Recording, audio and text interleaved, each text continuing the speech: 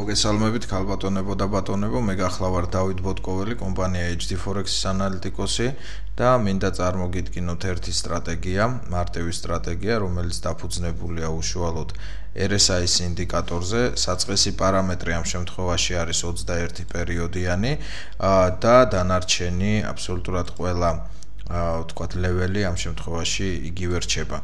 ამ შემთხვევაში ყურადღება არ ექცევა ფაქტიურად მის ლეველებს, უმეტესი ყურადღება გადატანილია თვითონ RSI-ზე და მინდა გითხრათ, რომ RSI-ის ფორმულა თვითონ არის მარტივი კალკულატორის ფუნქციის მატარებელი, ანუ ფორმულაში წერია აღმავალი სანთლების რაოდენობა შეფარდებული დაღმავალ სანთლებთან. შესაბამისად, თუ ბაზარი ზევით მიდის, ანუ ავითარებს აღმავალ მოძრაობას RSI-ის ინდიკატორზეც, ჩვენ გვაქვს ასევე აღმავალი მოძრაობა.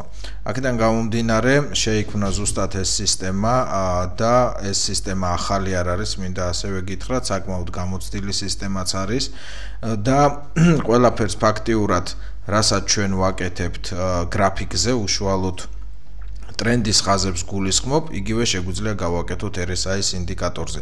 ანუ ჩვენ შეგვიძლია გავავლოთ ტრენდის ხაზები და მისი გარღვევის შემთხვევაში ვიმუშაოთ. აქ მოყვანილია სულ რამდენიმე მაგალითი და როგორც მოგეხსენებათ მაგალითისთვის, თუ ჩვენ გრაფიკზე გავავლებთ ესეთ ხაზს, მაშინ შეიძლება რომ ვთქვათ უკვე დაღმავალი როცა გაირღვევა იგივე ვთქვათ ტრენდის ხაზი, ჩვენ შევიდეთ სელის პოზიციაზე, თუმცა ამავე დროს ჩვენ რა თქმა უნდა ველოდოთ ხოლმე ძირითადად დადასტურებას. რაც შეეხება RSI ფორმულის სახით უკვე ადასტურებს ამ ყველაფერს, შესაბამისად ძირითადი აქცენტები მოდის არა უშუალოდ გრაფიკზე გავლებულ თვითონ ტრენდის ხაზებზე, არამედ თვითონ RSI-ზე გავლებულ ტრენდის ხაზებზე. აქედან გამომდინარე, ეს სწორედ ბოლო მოძრაობაზე, აქაც გავლებული არის ასევე ტრენდის ხაზი, გარღვევის შემთხვევაში ამ შავ სანთელზე ჩვენ შეგვეძლოთ უკვე შევსულიყავით სელზე და როგორც ხედავთ, ბაზარმა მთლიანად შეიცვალა თავისი მოძრაობა და განავითარა დაღმავალი ტრენდი. ასევე მნიშვნელოვანია ზუსტად ესეთი პატარა გარღვევებიც, ანუ პატარა ერთგვარი კორექციული სვლები, რომელიც მერე სრულდება, ანუ ჩვენ შეგვიძლია რომ RSI-ის საშუალებით დავინახოთ უშუალოდ კორექციის დასრულება იმ შემთხვევაში თუ RSI-ზე გავლებული თვითონ ტრენდის ხაზი ბაზარმა გადაალახა და განავითარა დაღმავალი მოძრაობა. სწორედ აი ამ შავ სანთელზე ასევე განავითარა დაღმავალი მოძრაობა, გადაალახა ჩვენი ტრენდის ხაზი და მერე ვხედავთ რომ კვლავ დაიძრა აღმავალი მიმართულებით. ანუ შეგვიძლია ვთქვათ რომ რეალობაში ჩვენ ვაკვირდებით რამდენიმე ფაქტორს. პირველი ფაქტორი ეს არის რა თქმა უნდა ტრენდი.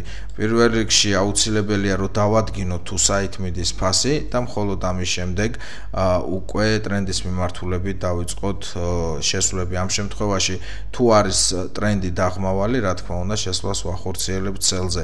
ხოლო იმ შემთხვევაში თუ იქნებოდა ტრენდი აღმავალი, შესვლას უკვე განვახორციელებდით ბაის პოზიციებზე. ხა რაც შეეხება ბოლო პერიოდს, აი ზუსტად ევრო-დოლარზე ბოლო პერიოდზე გუშინ იყო ზუსტად ტრენდის ხაზის გადმოლახვა RSI-ის მხრიდან, შესაბამისად არ არის გამორიცხული რომ ბაზარი კვლავ დაიძრას დაღმავალი მიმართულებით და შესაბამისად განავითაროს დაღმავალი ტრენდი.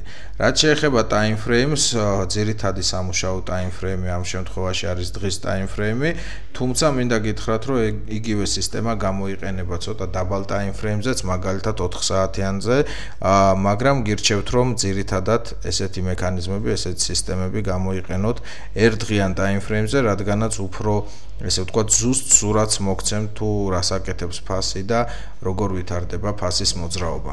ყველას გისურვებთ წარმატებულ ვაჭრობას, გმადლობთ ყურადღებისთვის.